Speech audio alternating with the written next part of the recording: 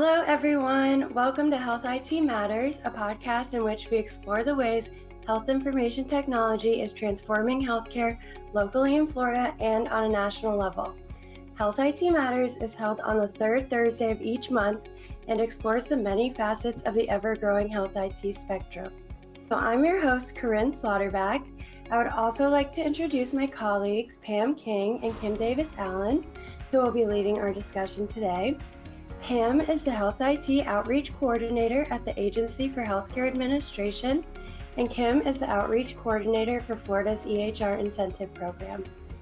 In today's episode, Pam and Kim will be speaking with leaders at the HIMSS Electronic Health Record Association, or EHRA, about maximizing EHR investment and what is on the horizon for EHR systems and utilization. And now I'd like to introduce our panelists. First, we have David Bucciafero, who is the Special Advisor at Foothold Technology and serves as Vice Chair of the Association at the EHRA. He's also Vice Chair of the EHRA Patient Safety Work Group. He is part of the EHRA Membership Committee and co-leads the EHRA Opioid Crisis Task Force.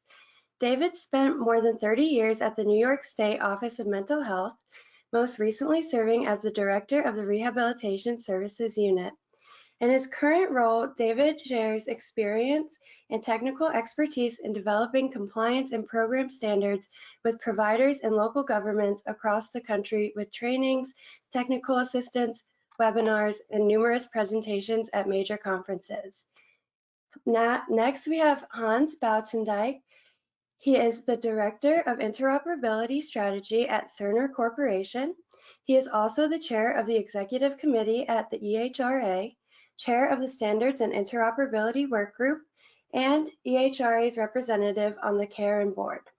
As Director of Interoperability Strategy at Cerner, Bautendijk primarily focuses on establishing and promoting industry standards to enable interoperability across the diverse systems prevalent in health IT.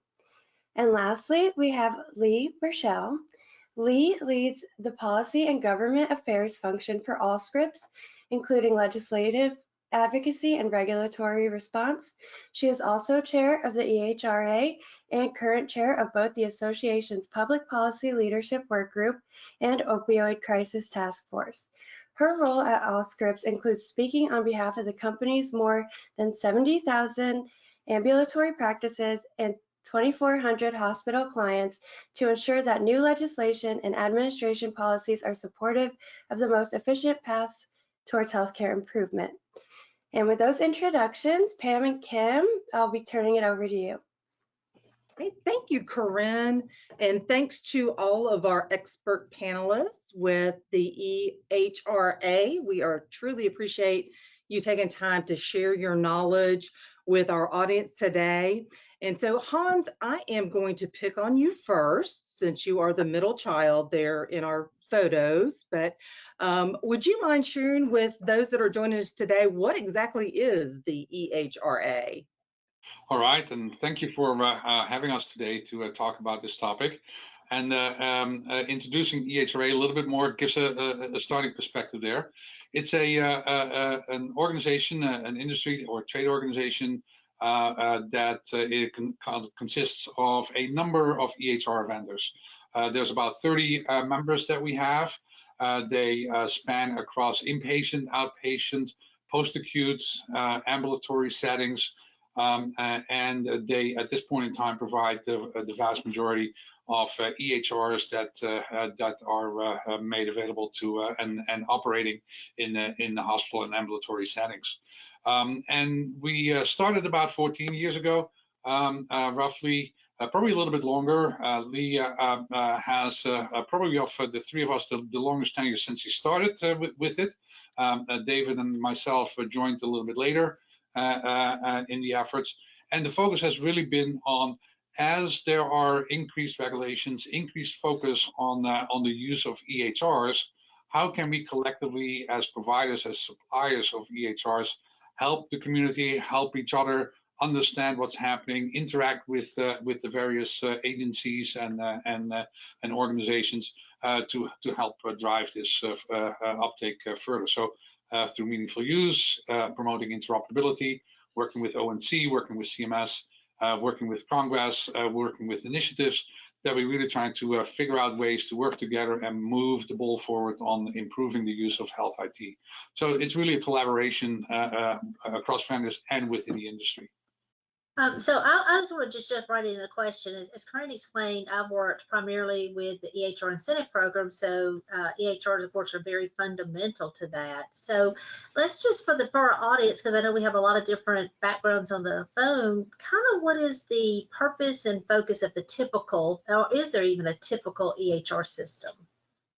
I'm not sure you would call a typical EHR system, but EHRs is at the basic level document medical information, and they provide electronic and readily available medical records to healthcare providers to help treat patients, as well as provide that information to patients themselves, to individuals in treatment themselves.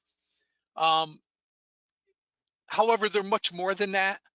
EHRs include patient demographics, for example. They would include information about clinical decisions and clinical support. They would support physicians on entering data. They would help to capture and query information. They also are very involved in being able to exchange and electronically help information be brought into the hands of clinicians as well as to patients who want to see their data in a real-time basis. So from a typical perspective, I'm not sure I would say there's a typical one other than those basic functions that we all sort of accommodate. But they're more than just digital versions, for example, of a medical record, right? They're more than just the digital compilation of that room you think of where we used to have all those folders hanging, and if you had the key, it was good. And if you didn't have the key, you probably got in trouble when an auditor came and said those should have been locked up. Um, they're more than that, though. They contain medical history, indeed, but they also contain treatment plans that can span anywhere from that next appointment to how many years that person has been in treatment. My field, for example, in the behavioral health field, long-term care, the electronic health record provides you with access to that information that if it was a paper record, for example, or a digitally kept record on something like Excel or Word, you never be able to track back so rapidly and see past information. It also gives instant access to information, so users and patients and clinicians can access this information much quicker and much easier in a way that is right there in front of them when they're treating a person. EHRs also have tools that are part of them, and that's a critical component. But another piece that's not often mentioned but is critical is the fact that EHRs actually take that information from patient and clinician and are able to not only store that information as a medical record, but they also are able to provide that information for billing purposes or governmental purposes or other reporting purposes. So, when we think about what an EHR is, it is a medical record, but it's much more than just a medical record. It goes beyond those functions. And adding on to that, David, as you're sharing about how it's more, our electronic health record systems, right, are more than just that digital record. What are some things that are part, you touched on a little bit, but what are some of the things that are part of those EHR systems that support other health IT initiatives, like maybe telehealth or some of those things? Yeah, so EHRs have become sort of a platform within the health IT structure that is critical to that flow of information, but not only the flow, but also the gathering and the utilization of that information.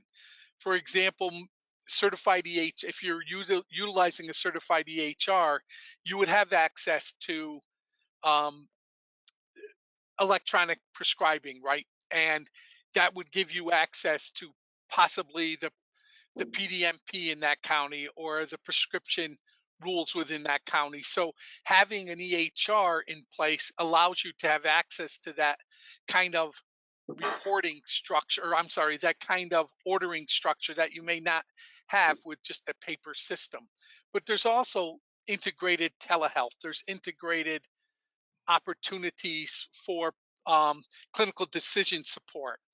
There is opportunities within that for messaging and emergency, or I should call it emergency, but allowing somebody to have reminders and messaging and Mhm. information that might be coming in from other sources that could easily get lost in an email, for example. But when you click on that individual's name, that information's right there in front of you. So let's say, for example, somebody had a test and it was critical information that should be shared with all those individuals treating this person. That information would be there. It would allow for you to have instant access to that information. Whereas with something in a paper record or an alternative kind of system that doesn't operate in that manner, you would have to wait until that information made its flow through whatever work plan you had in place to allow that to happen. But there's, I don't want to underestimate though the pieces of the EHR that are really, really been important during this time, for example, which is like clinical decision support that has been critical for individuals, information that has allowed immunization information to be able to be tracked and shared with the federal government, but also with the clinicians involved so people can keep track of who's been inoculated, who has it, in information such as that. Of I guess the traits or the positives that you brought out with the EHRs are very fundamental to the EHR incentive program. The clinical decision support, potentially e-prescribing, and back then, the whole purpose was to get more and more providers on these systems. So I'm going to take that as a small win for the EHR incentive program, promoting interoperability program. Pam, I have a question for Hans, but did you have a follow up for David? Well, I was just gonna say, one of the things I appreciate as a patient, and we're all patients, right, about EHR systems is the ability to be able to look at my own information from patient portals. And I think that's been a huge driver of patients really appreciating the fact that information is available to them and with patient engagement. Yeah, I think that's a really important piece to identify that one of the things an EHR can do is to really put that in multiple hands at the same time, one of which is a patient Mhm. and their information. And it goes beyond that. Lee and I are very active in our opioid crisis task force, and EHRs are critical within that battle against opioid addiction, because what they are able to do is to provide information to a clinician that may not normally be readily accessible to them. It's easy enough to be able to understand that, for example, this person has been to your office 10 times and seeking medication for a back injury.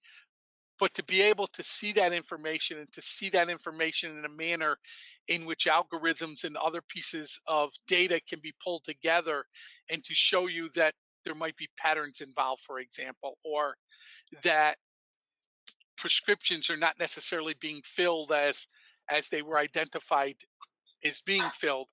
That information's right there at your hands and allows you as a clinician, or you as a patient, or you as a person who's supporting that patient, to really have that kind of information that's necessary to really improve patient care, and also Mhm. to improve patient safety, which is a very big part of what we're about as an organization. Exactly. So speaking of EHR incentive program and all these other things that are kind of happening, the opioid crisis and all of that. So Hans, kind of talk about like how much regulations have really been driving the capabilities of the EHR systems to date, and what are you expecting for the future? I would say is that regulations are increasingly providing requirements for EHRs, and as it's progressing right now, to HIT in general, health information technology in general, not just EHRs. You can go back a couple of decades, actually, that regulations at the federal and state level have started to impact what capabilities are in play. You can go back as far as 2003-ish, around e-prescribing, things like that. But it really started in all seriousness with ONC being established as the Office of National Coordination for Health IT. And from there, the variety of programs, and that culminating with high tech as a first big milestone where the meaningful use program started. That really started to focus on a combination of functional capabilities of EHRs and interoperability capabilities, if you will. Where the real goal was interoperability, to really make sure that the systems can share the information with a big perspective of, can the data follow the patient wherever they go?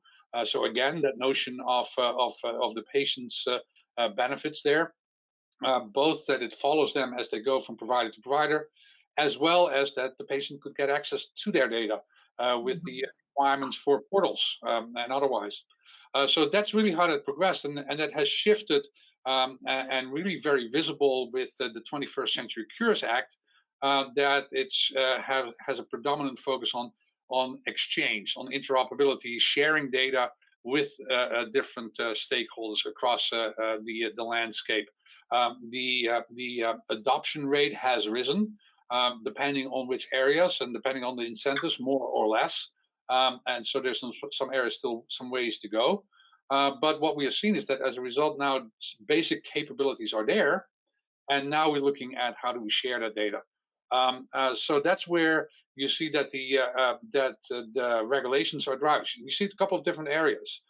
You see it in the provider consumer area. We move from a make a portal available, download information using documents, and today that is shifting to make APIs available so that the patient can bring their smart app, their app on their phone, their app on their iPad, or no commercials here, but on a tablet. I'll be neutral there. Is that make those available that they can get access to it in a more dynamic way. It is focusing on expanding it with payers. Either CMS or ONC is driving regulations to say that, hey, make this data available, and then the other party will start to use that. So you do see an increased focus on that. You go to public health. Part of the certification and incentive programs included also capabilities for public health. But right now, with the experience, particularly around COVID over the last year and increasing, is that there is a clear understanding is that more needs to be done to ensure that the data can flow more easily. Reporting on aggregate data, getting data on lab tests in general, reportable conditions, etc. How can we do that better? If we just had the case reporting in place earlier, might some of the data flow has been easier. Now it's really becoming clear we need to focus on that. And with some of the initiatives that ONC has laid out and the priorities, we see that they are focusing on those gaps that are out there with opportunities to improve. So yes, a strong driver from regulations, both at the state and at the national level, to move that forward. While at the same point in time, we also have all the other capabilities, the functional and other capabilities that we need to move forward to continue to improve on the use of electronic data. So that's the mix that's really driving what's happening right now. And one thing that I know that kind of really, I guess, governs it is the whole data sharing policies, safety, talking about behavioral health data, the 42-point CFR. As well. So that's definitely a consideration, especially, I don't know, here in Florida, as we look at the programs and the data sharing and the movement of the data as well. Pam, I'm sorry, I interrupted you. No, that's okay. That's, I was thinking this similar lines, kind of that data sharing for holistic care, and looking at the different kind of segments. And I know with David, there's that interest in behavioral health because of the work that he's done. And we're seeing in Florida, it's like, how can we get that data all together to have have a look and what are the regulations around that that are impacting that as we move forward. And speaking of that, Hans, as you're you shared with us some of the regulations that we're looking at now. A lot of that's around interoperability. It's around data sharing. How can we get the data from one place to another that's needed, including in the public health arena? Are there other topics and issues around interoperability that we should be thinking about or that we'll be looking at in the near future, do you think? Yes, and I think it's going to be a mix of a couple of things. It's going to be a mix of use cases. What are we going to be looking at? So you saw with the recent and recent being that it was finalized last year from CMS event notification. How can we better inform everybody that a patient has visited or has had an event that is important to be shared? So you see activity there. You see with a rule that was finalized and then definalized, I'm not sure what that's called these days, but was pulled back is that focus on prior authorization. How can we improve on that? Where there is a need to get approval first before you can move forward. You see it with patient engagement that the focus has moved from okay, make the data available generally and figure it out how, into now a standards-based access using what is called the FHIR standard, which allows consistent access to the same data, no matter whether it's either David's environment or Lee's environment, our environment, or anybody's environment, that we can consistently get access to that no matter where it lives. So you see that there. You also see it with initiatives that are being supported with the name TEFCA, the Trusted Exchange Framework. How can we enhance at a national level the exchange of data using national networks?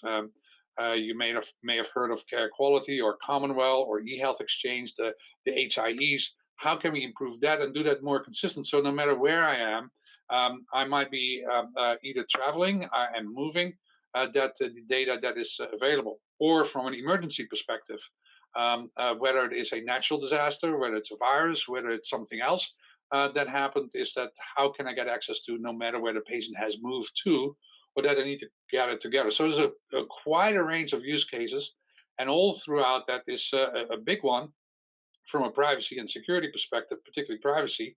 How can we weave into that the HIPAA, the 42 CFR Part 2, the alignment between those, the consent that needs to be given in appropriate times? Technology there still need to catch up with it. How do we do that best? Because that can get very complicated fast. And there's some promising developments there. So those are the variety of things on what do we need to do that and move that forward. So quite a bit still to go. I always like to compare it with the glass is half full and it's filling up. It's not draining, but at the same point in time, the glass is getting bigger. So it gets the sense that we are just only half full, but it's a lot more that we have achieved, but we still need to go a little bit further. Yeah. That's interesting that the glass is getting bigger. It is more use cases, more opportunities to improve the use of data and sharing it as a result. Yeah, and Lee, you've been quiet long enough, so we're going to bring you in here as a kind of a follow-up to what Hans was sharing around interoperability. We're all hearing more and more about the CMS interoperability rule that Hans mentioned, and what do you believe that will have a major impact on data sharing? How are you seeing ambulatory providers preparing for that new data sharing rule that Hans mentioned with the alerting and all of that? Yeah, sure. So he mentioned and kind of described it as event notification. It's really the fundamental of it is that hospitals and health systems are supposed to notify other relevant clinicians in the patient's life around admission, discharge, or transfer. So essentially, when your patient is being seen by the hospital, if you're an ambulatory provider, you're supposed to get some kind of notice. And this is obviously a great concept, right? One of the kind of breakdowns of clinical care for patients can be when someone doesn't know where their patient is and they don't know that they had maybe a cardiac incident or something else fundamental, a broken hip, maybe for an older person. And so this is the opportunity for the non-acute care providers to be more aware of where patients are going. The notification itself is fairly simple. It does not inherently, at its very basic structure, include a whole lot of data. It's more, hey, this happened. Your patient was admitted. Your patient is being transferred from the hospital to a nursing home, that kind of thing. So from the ambulatory perspective, I think people are going to want to think about, are you in touch with your local hospital? Who would be notifying you? Ask them what they're doing. Ask them what their plan is. How much information do they intend to share? Some will share only that notification. Some are going to share a little more, right? Here's what happened. Here are the medications that they were prescribed. You would hope that that would be the latter. That's obviously much more helpful. But you probably want to, get up to speed on what that is going to look like and what you can expect. You're also going to want to figure out, what does that mean as far as you absorbing that information. So you want it in your EHR, obviously, right? So you want to consume that information in, so that the next time the patient comes, you save your time, you save their time. Not spending a whole lot of time going over information that hopefully this process will mean that you get electronically. Yeah, and I know here in Florida, we have been trying to prepare ambulatory providers for getting that information. I know that there are a lot of ambulatory providers out there that really are not aware that they're going to start getting these notifications. And we're fortunate here in Florida, we do have an encounter notification service, and about 96% of our acute care hospitals here in Florida are participating in that. So there's a lot of hospitals that are going to be sharing notifications and pushing that data out. It's we really want ambulatory providers to be prepared to receive that data. So it's not just a bunch of data, it's actually information that you can use, right? And that's kind of a concern the there. usability of the information is certainly something EHRs are pretty focused on. We have a work group at the EHR Association that's focused on that. I will say, if there are people listening to this who don't yet have a direct address, you probably want to get one, because that's going to become increasingly fundamental, not just for this notification, but also for information blocking that I'll talk about in a minute. But that direct address is a it mirrors email, right? It's fairly simple, but there are providers still out there who haven't set theirs up yet. So I would recommend getting that done. And now the 2015 certified EHR systems typically have direct messaging built into them, right? And but for those that have a different system that is not 2015 certified, there are options out there for getting. So the EHR can support it, and the provider might not have it set up for themselves. Okay. That's still an issue, right? It's not just that the EHR can support it. Jim Johnson, MD, needs to set up his specific, so that he gets the messages intended to him, so that someone in another care environment can look up, like the patient might say, oh, I see Dr. Johnson. They can look up in the directory, the direct registry, what is his address, and send something to him. So, having that address set up and findable by other people who might want to send you information is certainly a good idea.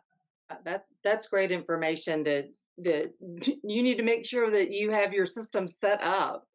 So, and you mentioned, excuse me? And know your direct address. That's one of the things that we hear when we talk to providers. It's like, I talk to somebody and they have no clue what their direct address is.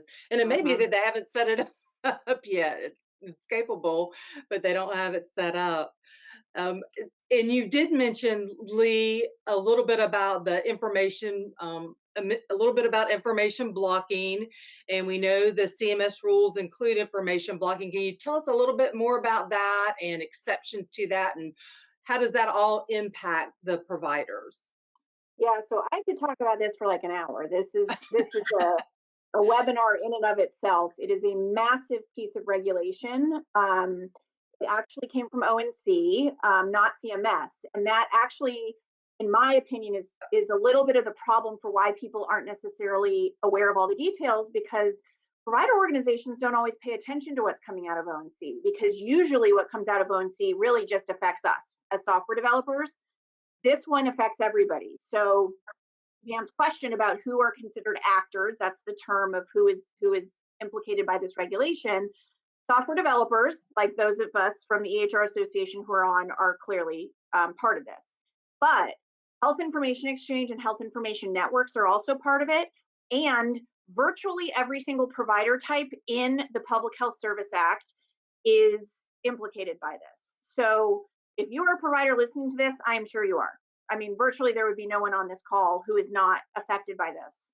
And so I would strongly recommend that if you aren't familiar with this, that you go to healthit.gov and check it out, because it is a massive piece of regulation. It essentially is structured, it came from the 21st Century Cures Act, which was passed way back in 2016, right before President Obama left office. And, you know, it was wide reaching, right? People are familiar with cures because it affected clinical trials, processes, it touched the FDA, all of these things. But one of the small sections in the bill, it authorized the trusted exchange framework and the common agreement that Hans referenced, but it also referenced information blocking for the first time, and imposed a whole regulatory structure to try to end the practice of information blocking as much as possible. So ONC had to create this rule. It came out about a year ago, March of 2020, and they proposed an exception structure. So the law essentially says if you get in the way of, if you impede information exchange, information flow, access, exchange, or use of electronic health information, you can be investigated for information blocking. So they then said, well, so we know that that's really broad, right? I mean, that's literally anything that we all do every day. That could be information blocking. So ONC, please come up with exceptions to that, allowable instances in which maybe information isn't going to flow, but it's okay and it's authorized and it's understandable, or instances in which it will flow, but there might be conditions to that. So you know, maybe you know, one of the folks listening would go to their vendor and say, hey, listen, I want to join Commonwealth. I want to connect to Commonwealth. And the vendor says, we don't work with Commonwealth, but we do work with care quality, right? You come to agreement, everybody's happy, information is going to flow. The vendor would have to log an exception saying we used the content and manner exception to meet the client's needs, but in a different way that they asked. So there are 8 exceptions. Some that are particularly relevant for the folks here would be privacy. If there is a privacy concern around the exchange of information, it could be behavioral health and substance use disorder, data that the patient is sensitive to and doesn't want exchanged. It might be a pediatric practice. This is coming up pretty frequently. So, you know, maybe my patient has requested birth control. They're 16 years old, and their mom is asking for information, withholding that information for privacy reasons, right? So there are all of these kinds of different scenarios. So there's privacy, there's security. If you run into a malware incident or a ransomware incident or that type of thing, you know, hopefully it doesn't happen, but if you do, you can say my information, we withheld it because we didn't want to share the malware with the other people that that we're working with. We were being thoughtful, right? So there's that. Health IT performance. If you have downtime, you know, maybe your EHR goes down, an interface breaks because the immunization information system upgraded and broke all of their interfaces, which happens fairly frequently. So we then have to go fix them. You can say, okay, this is why I couldn't do it, because my system was down. Totally legitimate. So there are a few scenarios. All of this is outlined on healthit.gov.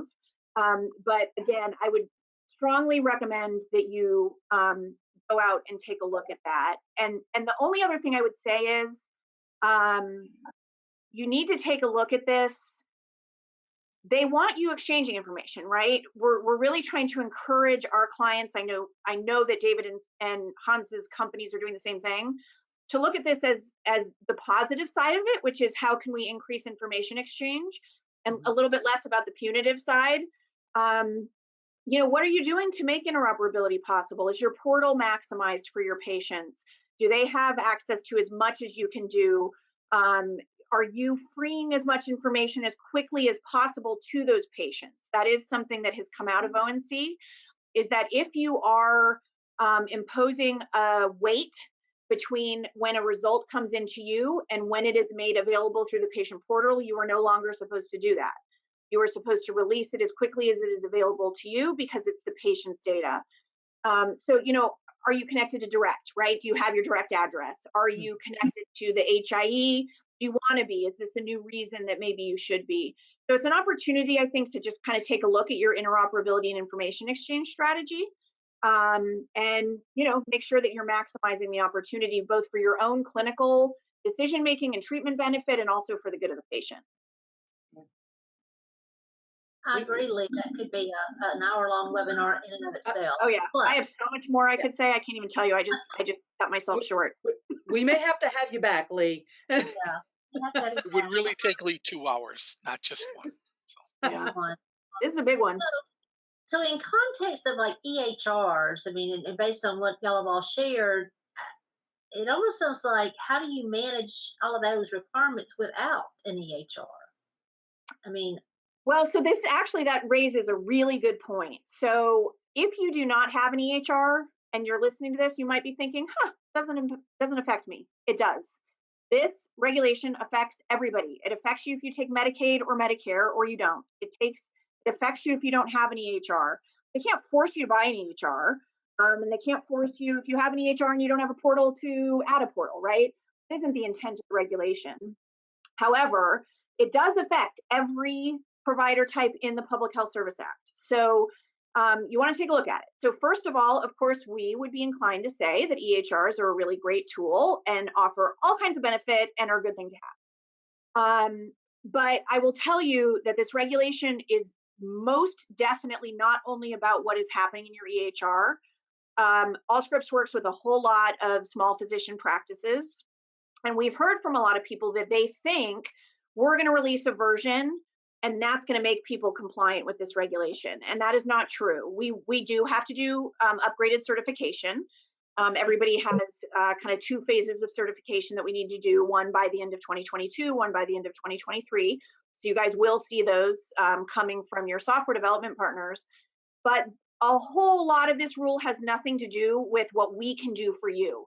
It's your workflow. It's how do you respond to a patient request to connect to an app, that maybe they're using an app to manage their diabetes and they want to connect that because they want to report in from the app and have you see that information. Or conversely, they want to pull information from their medical record and they want to share it with that app, right? What do you do if someone comes to you who's a researcher and says, I want to work with you on real world evidence around clinical trials? You want to have all these processes kind of thought through. And to the point of the exceptions, the exceptions are really helpful. They shield you from any complaint about information blocking. If a patient says they wouldn't share my information, or maybe a physician practice complains about a hospital not being willing to share as much information as they would like, the exception process is a defensive step that you can take, but who is tracking those exceptions in your organization? Who is well enough versed in this regulation to make a decision, right? And say, this seems like it is this exception, or it might be this other exception, or it doesn't qualify for an exception, and therefore maybe we need to rethink this because we're doing something outside of this regulation. So the EHR cannot solve every problem. We keep really emphasizing this because we're concerned, that people are going to think, oh, well, I don't have my new version yet, so I don't have to worry about it. That is definitely not the case. Lee, I'm just going to add my only legal term I know. It's you don't make an arbitrary and capricious decision about using the exemptions. If you you use the exemptions because you have a really legitimate, Yes. definable reason, which you have to record. Yep. You can't just say, "Oh, this meets this exemption," and that's fine. Yeah, Doesn't I work that addressed way. that. I did an interview with Health Leaders magazine a couple weeks ago, and they said so. There's this exception called infeasibility, and it essentially means like, I mean, by breaking down the word, it's not feasible for me to act on this, right? But the reality is you can't claim that really easily. There's a very defined process in the regulation that says you have to have tried to find an alternative way to satisfy it first. If you can't find an alternative way, then you can go to infeasibility, but you have to document every single exception, every single instance of infeasibility contemporaneously, meaning at the time that you made the decision, you have to have the details of why, what went into it. It's not a blanket exception that allows you to say flat out, I'm just not going to, listen if someone makes this request, right? It has to be defined each time. So, in my opinion, because the reporter asked me, do you think that people are just going to use this a whole lot? I suspect people might think they want to use it. And then as they get into it, it's going to be so administratively burdensome that they're going to say, forget it. I'll just do what it is that the person is asking for because I don't want to have to log all of this, right? I mean, it really could be kind of a hassle. Yeah. Wow. Yeah, we'll definitely have to have her back, Pam. Lot of good question. It's I on will the say list. that's what I'm living like all day, every day for all scripts. So that's why I'm so like in the weeds on this one. I just want to kind of circle back to some kind of fundamental EHR stuff, and so we know that adoption has probably definitely increased because of the meaningful use program, EHR incentive program, and that sort of thing. But what in your opinion, because you see it from all different sides, what has really been the driving force? Is it things like the meaningful use program? Is it value-based payments? Is compliance with regulations? Or also conversely, why do people not adopt EHR systems? And I, but I, they really I could I could jump in to start with. I think clearly the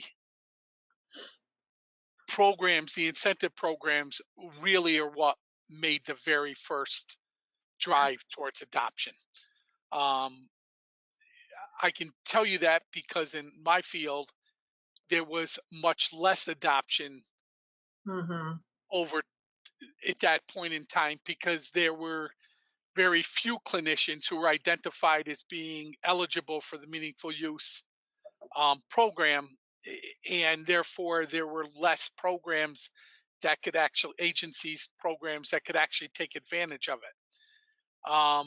So I think we'd be remiss to say that the incentives did not have a very large impact. However, I would say today um, there's other pieces of information that are really pushing adoption of an EHR. I think population health is a very big one. Um, Having the information that you need to be a player in a population health approach to care is critical, and that you wouldn't be able to get that without some type of electronic health information record. I think also value based payments, and to be able to participate in value based payment contracting, it requires you to be able to tie your billing information with your service information to be able to develop costs and pieces, and without an electronic health system you're really not able to do that. I think many regulations and in some states requirements or provider requirements that if you are going to participate in this grant, you have to have a certified EHR, for example, or an EHR of some sort that can do certain things.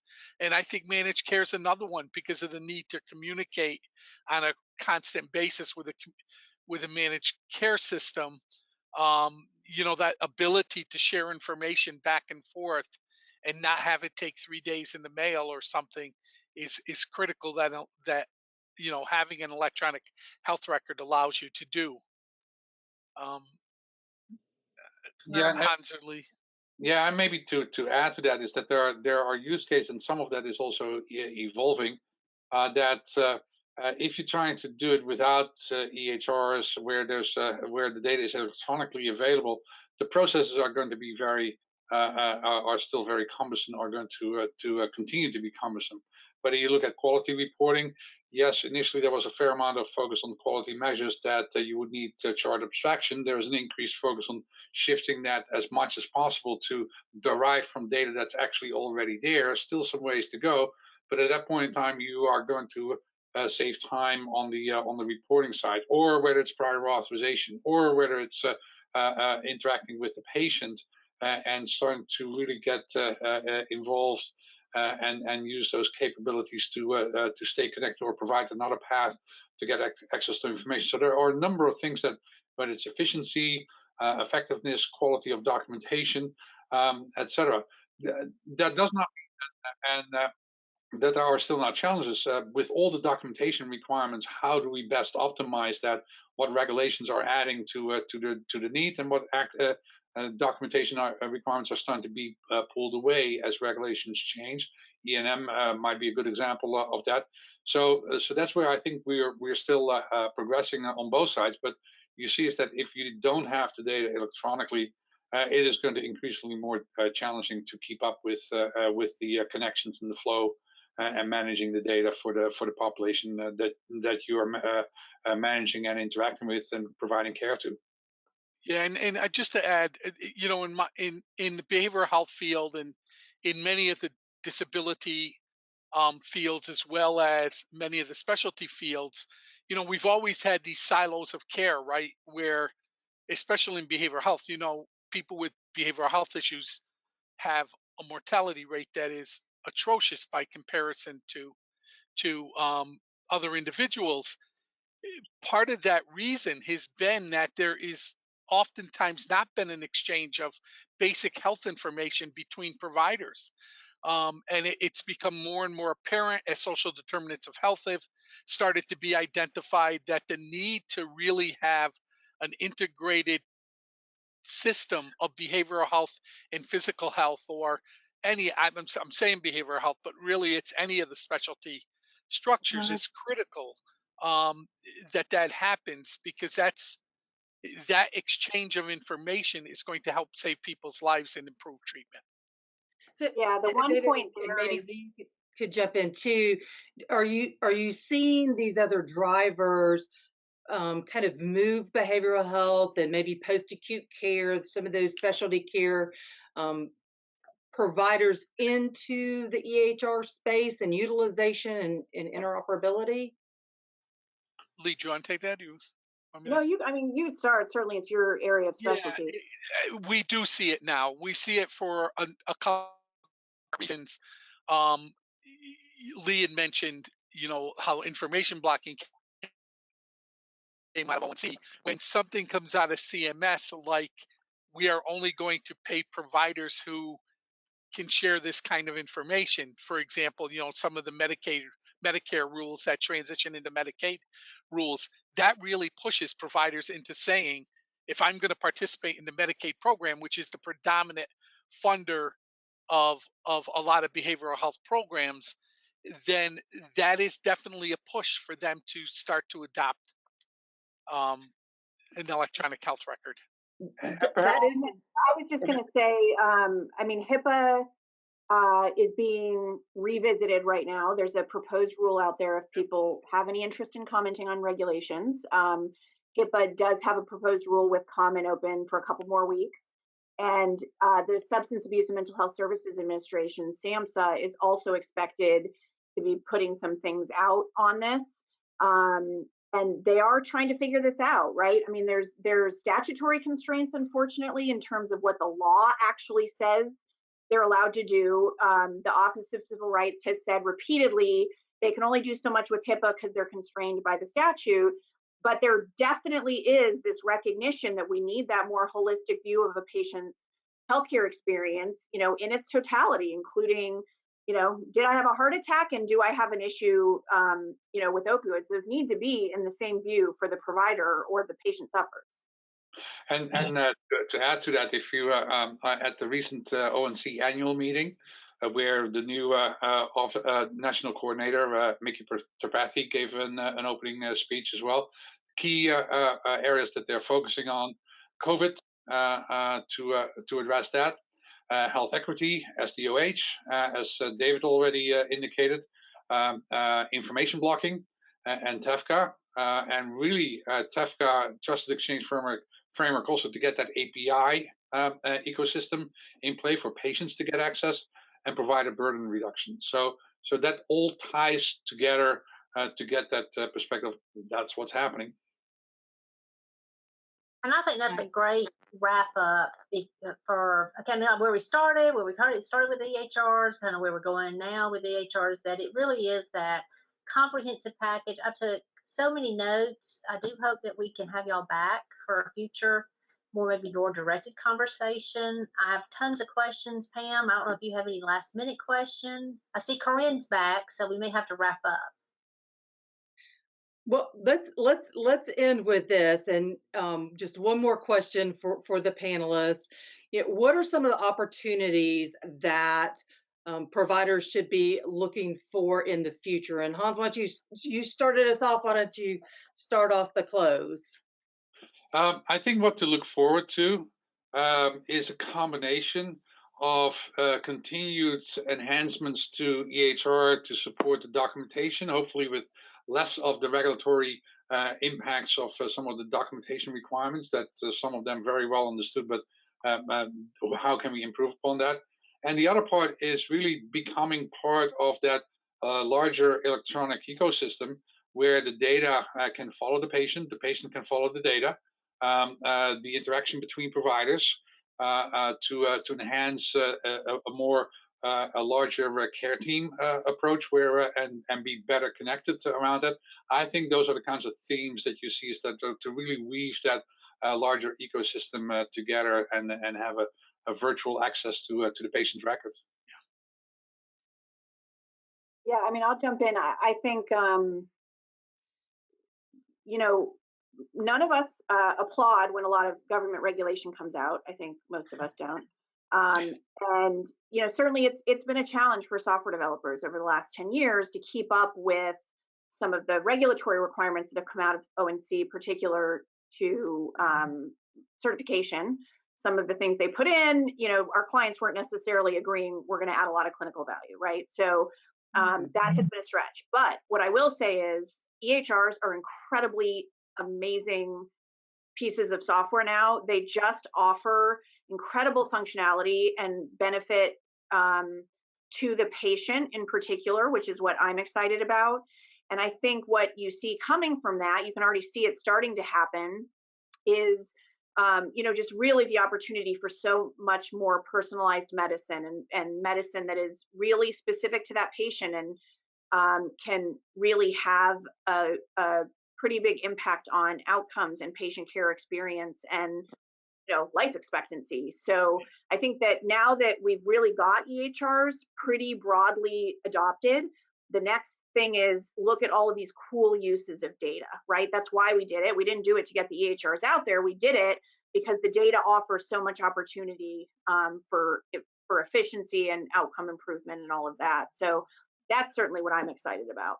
I would just add just a little to that, Lee, which is like, I agree fully with that. It's, if people looked at their EHR as being an electronic file cabinet of information that just made their life a little bit easier in that way, the future is not going to be that way. The future is going to be, there's tools there to help you start to utilize all that information you've gathered instead of 10 or 12% of that information you've gathered, and the ability to now practice the kind of medicine that most individuals want to practice, which is, Hans mentioned, the care team approach.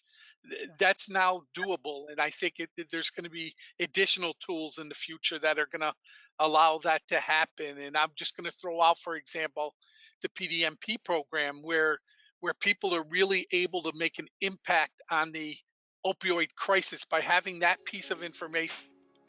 Thank you for those final thoughts. Thank you all for being part of today's conversation on electronic health records.